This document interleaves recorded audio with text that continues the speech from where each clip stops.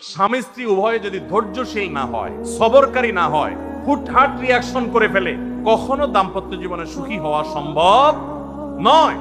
মনে রাখতে হবে, একসাথে থাকতে গেলে, দুইটা পাতিল একসাথে থাকতে গেলে টুনটান লাগে না, বাধে হয় না? আপনার কাছে যদি কেউ এসে গাল গল্প দেয়, দেখবেন অনেকে গাল গল্প দেয়। গাল গল্প দেওয়া লোক আছে না নাই? ভাই 30 বছর সংসার করেছি, জীবনে আমাদের একটা কথা হয়নি। ডাহা মিথ্যু, এলোক ডাহা মিথ্যু। আপনার 50 বছরের সংসারে কোনো বিষয় হয় না। হ্যাঁ, ঝগড়া করেন না, সেটা ভিন্ন বিষয়, কিন্তু ভিন্ন মত হবে না, দ্বিমত তৈরি হবে না, নিজেদের মধ্যে ভুল বোঝাবুঝি তৈরি হবে না, একবারও হবে না জীবনে, অসম্ভব।